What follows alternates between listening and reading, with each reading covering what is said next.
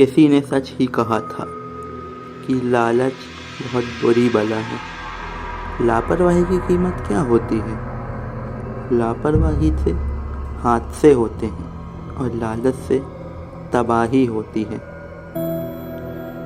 पूरी इंडिया की ही नहीं बल्कि पूरी वर्ल्ड की सबसे वर्स्ट डिज़ास्टर था ये, जिसका अंजाम आज भी भुगता जा रहा है और जब तक ये दुनिया है तब तक भुगता जाएगा।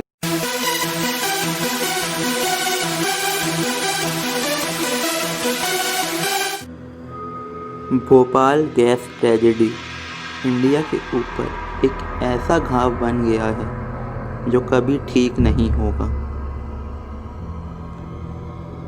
2 दिसंबर 1984 की रात लोग अपना दिन एज यूजुअल समझ के सो रहे थे, लेकिन उनको क्या पता था कि थोड़ी ही देर में उनकी लाइफ बर्बाद होने वाली है।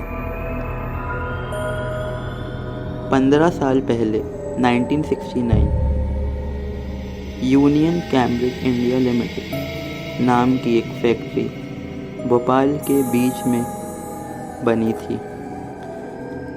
ये फैक्ट्री पेस्टिसाइड बनाती थी, लेकिन उनको क्या पता था कि एक पेस्टिसाइड बनाने वाली कंपनी उनका जीवन ही बर्बाद कर देगी।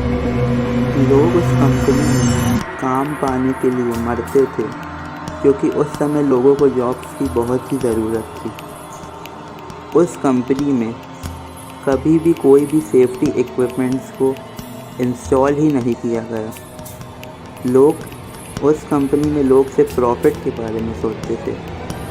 उस कंपनी में सिर्फ प्रोडक्शन होना मस्ट था। उस कंपनी में कई सेफ्टी इक्विपमेंट्स को तो कभी इंस्टॉल ही नहीं किया गया। प्रोडक्शन बस होना चाहिए, लेकिन लोगों की सेफ्टी को कभी ध्यान ही नहीं दिया गया। वो कंपनी मिथाइल आइसोसाइनेट केमिकल मतलब MIC बनाती थी, और ये केमिकल पेस्टिसाइड बनाने में काम आता था। और MIC is the most dangerous chemical known to man. यह कंपनी MIC का 42 टन का स्टॉक अपने टैंक पे रखती थी, और MIC का 42 टन स्टॉक मतलब ये बहुत डेंजरस था पूरी सिटी के लिए।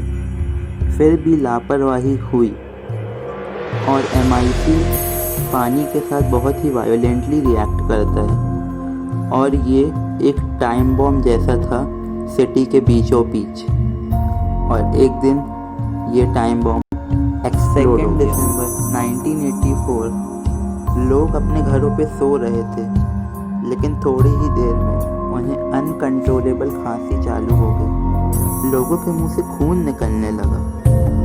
फिर उन्हें थोड़ी देर में पता चला कि यूनियन कार्बाइड इंडिया लिमिटेड से 42 टन MIC लीक हो गई है। लोग भागने लगे। लोगों को इतना डर था कि वो अपना सब कुछ छोड़कर भागने लगे। लोग भागते भागते रोड में ही मरने लगे। लोगों को उस रात इतना डर था, सबकी आंखें गंजने लगी। लोग ही जाने, लोगों को समझ नहीं आ रहा था कि वो क्या करें।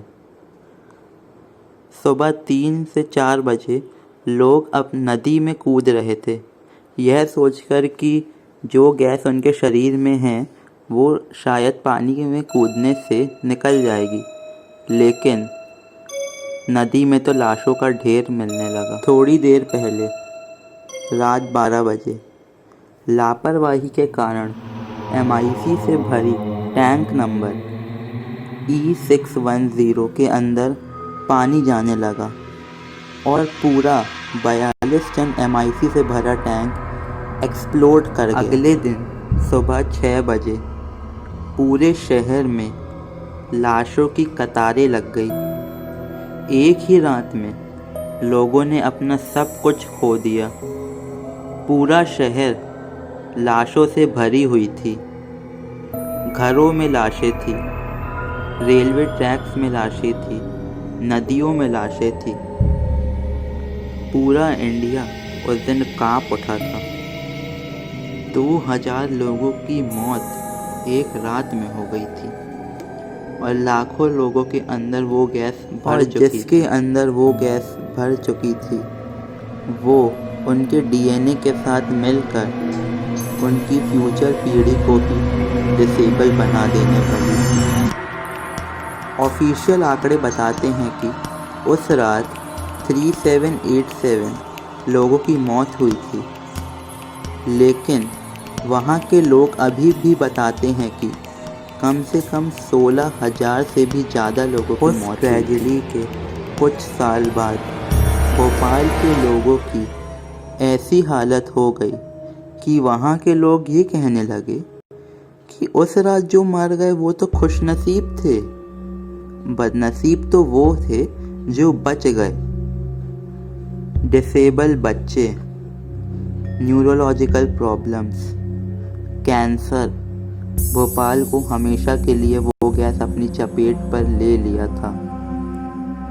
उस घटना का इफेक्ट आज भी भोपाल में देखा जा सकता है। कोई बच्चा बहरा पैदा होता या कोई बच्चा अंधा, वो फैक्ट्री अभी भी वैसी ही पड़ी है और आप उसे अभी भी देख सकते हैं। उस घटना के इतने साल बाद भी उस फैक्ट्री के आसपास के ग्राउंड वाटर का कुछ हिस्सा टॉक्सिक केमिकल से प्रदूषित पाया गया है। आज भी भोपाल के कुछ घरों में जो पानी आता है वो दिखता तो साफ है, लेकिन उसमें अभी भी कुछ केमिकल्स मिले हुए हैं। अंत में मैं एक ही बात कहना चाहूँगा कि लालच दुनिया को ख़त्म करता आया है और करता रहेगा।